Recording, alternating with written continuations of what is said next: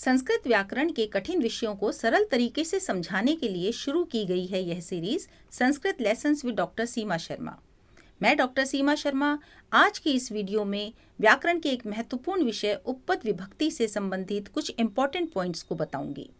Students exam में उपपद विभक्ति के प्रयोग को लेकर बहुत कंफ्यूज रहते हैं, तो ध्यान से देखिए इस वीडियो को और मैं विश्वास दिलाती हूँ आपके सारे कंफ्यूजन्स दूर हो जाएंगे। बच्चों, हमने समास, वाच्य और प्रत्यय आदि विषयों पर भी वीडियोस बनाई हैं। आप उन वीडियोस को इसी चैनल पर देख सकते हैं। तो शुरू करते हैं आज की वीडियो।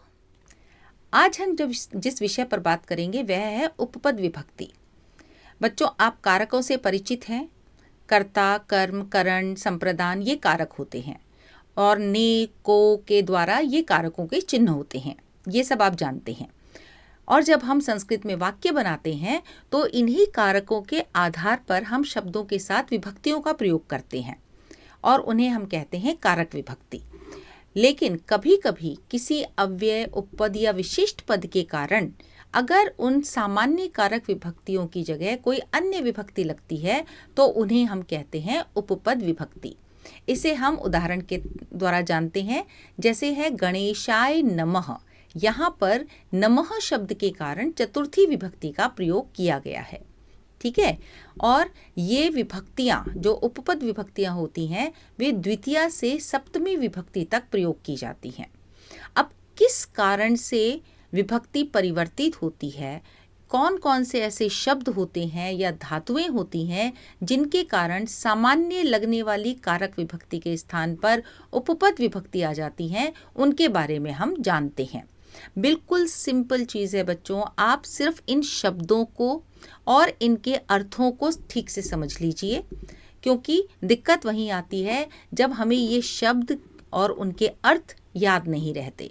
बस आपको थोड़ा सा समझना है। जो मैं आपको शब्द बताऊंगी आप उनके अर्थ को ध्यान से देखिएगा, तो हम उपपद विभक्ति का प्रश्न आराम से बोर्ड के एग्जाम में फुल मार्क्स ला सकते हैं, उसको हल कर सकते हैं। तो देखिए, अभितः दोनों ओर, परितः चारों ओर, उभयतः दोनों ओर, सर्वतः सब ओर, ये शब्द हैं और ये इनके अर्थ हैं। आपको अर्थ ध्यान में रखने होंगे तभी, और इन शब्दों को ध्यान रखना होगा तभी आप प्रश्न को समझ पाएंगे। प्रति का मतलब होता है की ओर या के लिए, ऊपरी ऊपर, अधि समीप, अधः नीचे, ऊपरी ऊपरी ठीक ऊपर, अध्यधि ठीक बिल्कुल ठीक समीप, अधो अधः ठीक नीचे और अनु पीछे, समया समीप, निकषा समीप, अंतरा बीच में, अंतरेण बगैर, विना बिना, धिक और धिक्कार। ये जो शब्द हैं ये एक इसमें धातु है धिक धातु, बाकी सभी यहाँ पर शब्द हैं। तो जहाँ जहाँ इन शब्दों का प्रयोग होता है, आप ध्यान से देखिए, जिस वाक्य में इन शब्दों का प्रयोग होगा वहाँ वहाँ पर द्वितीया विभक्ति का प्रयोग किया जाएगा। इसे उदाहरण से हम देखते हैं। देखिए, यहाँ पर उदाहरण है, श्रमम विना सफलता न अस्ति। अब देखिए, यहाँ पर एक शब्द था, यहाँ पर विना, तो सेंटेंस में एक शब्द आया है विना। तो यहाँ पर जो श्रमम है वो श्रम शब्द है, उसमें हम लगाएंगे द्वितीया विभक्ति।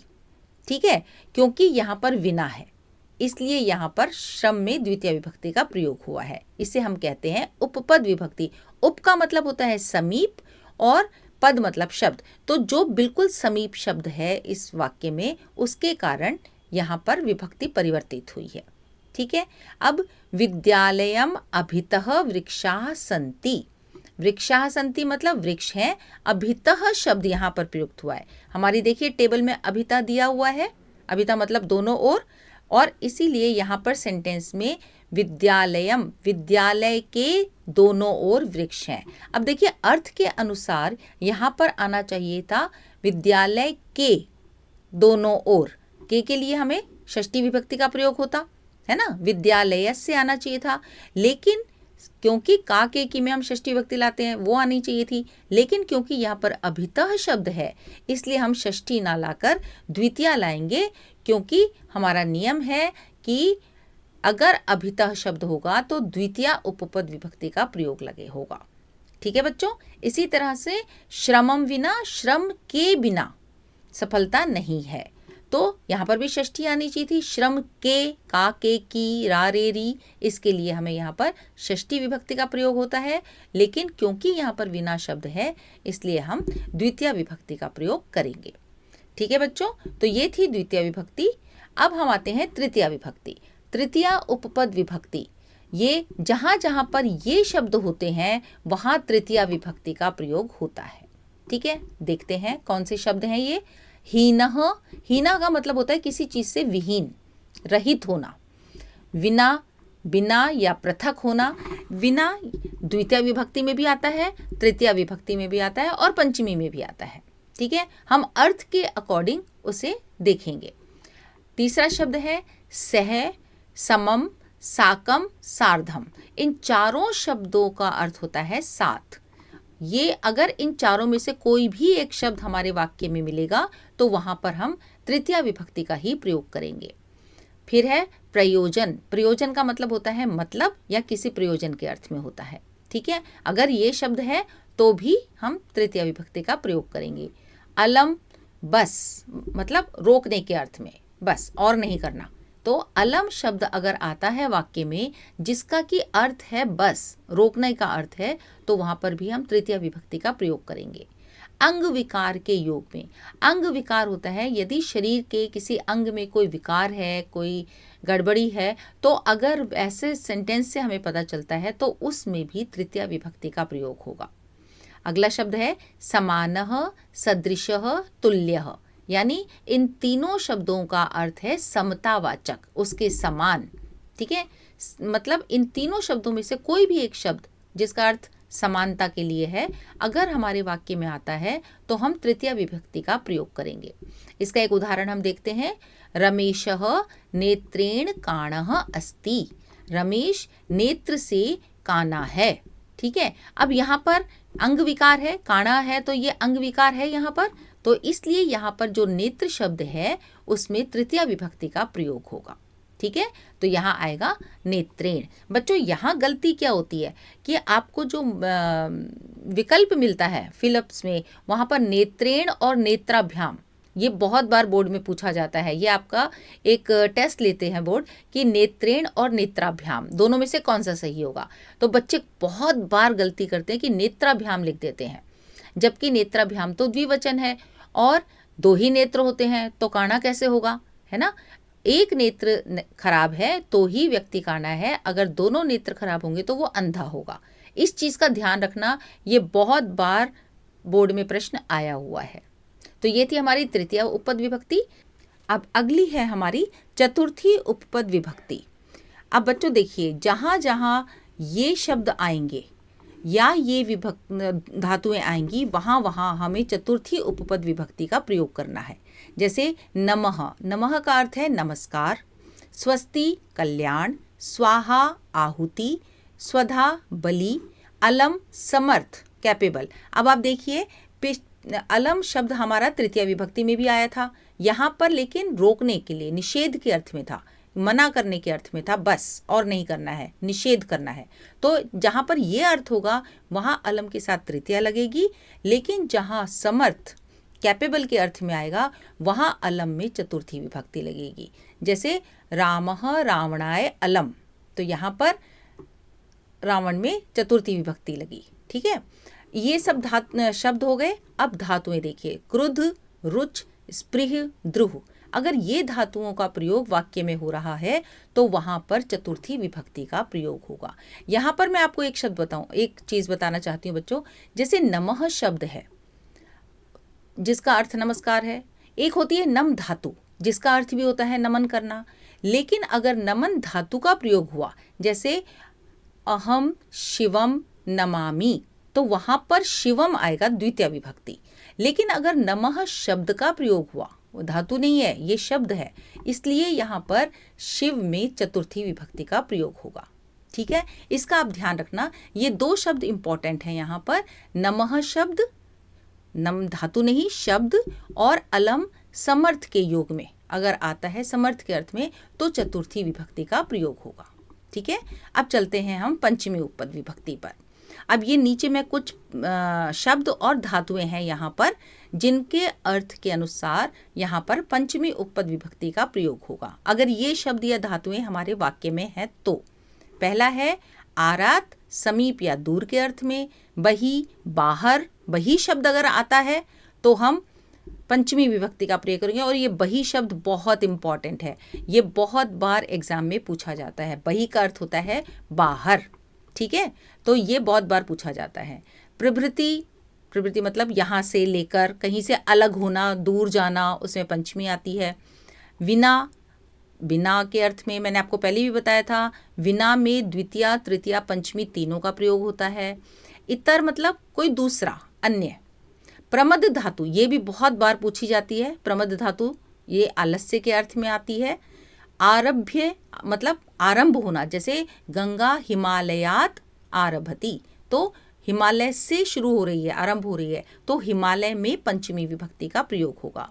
भी धातु जिसका अर्थ होता है डरना, और रूप चलते हैं बिभेति, तो अगर भी धातु आ रही है सेंटेंस में तो आपको पंचमी विभक्ति का प्रयोग करना है। कहाँ पे करना है? किससे भयभीत है, ठीक है। बालकः सर्पात् बिभेति, तो सर्प में पंचमी आएगी। ओके, चलिए। ऋते मतलब बगैर, किसी चीज के बिना। ऊर्ध्वम ऊपर, परः बाद में, त्रा धातु रक्षा करने के योग में। दिशा सूचक, पूर्व आदि दिशा होती है ना, पूर्व दिशा, पश्चिम दिशा, तो जहाँ दिशा सूचक शब्द होते हैं वहां पर भी पंचमी विभक्ति का प्रयोग होता है। अनंतरम बाद में, पूर्व पहले, जहां पर ये शब्द और धातुएं आती हैं वहां पंचमी उपपद विभक्ति लगेगी।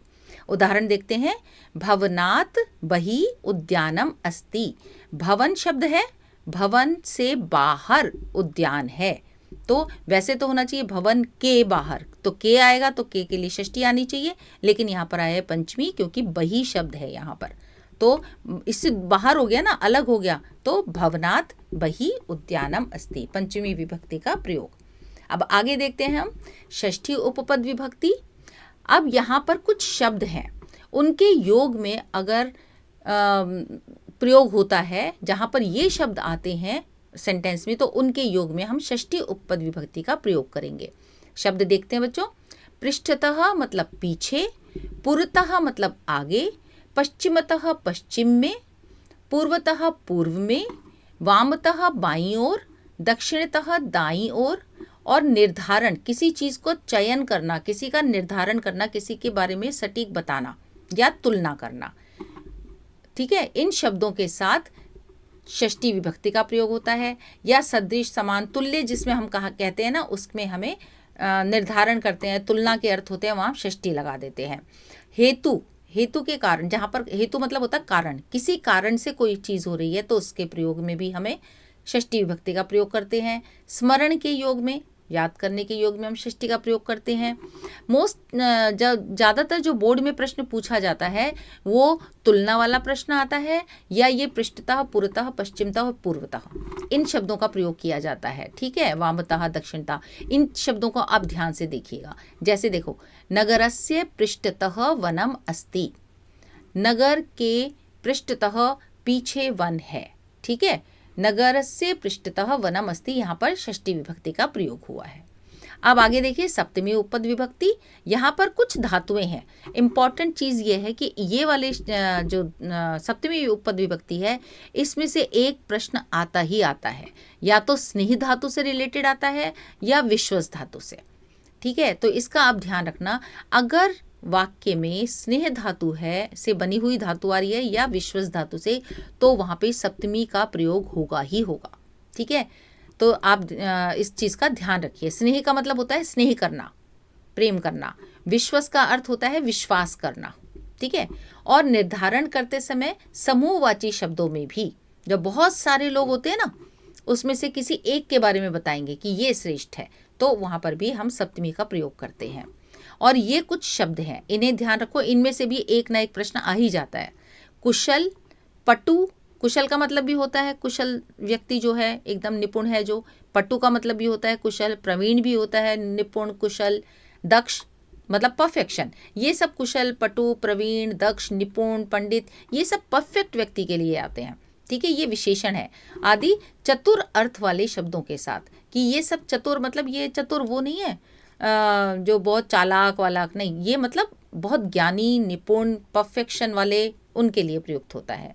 अब जैसे यहाँ पर है कालिदासः कविषु श्रेष्ठः, कालिदास कवियों में श्रेष्ठ हैं। अब ये मतलब सबसे प्रवीण है, दक्ष है बिल्कुल, तो वहाँ पर कवि शब्द में सप्तमी विभक्ति का प्रयोग हुआ है। ठीक है, तो आपको समझ में आ गया।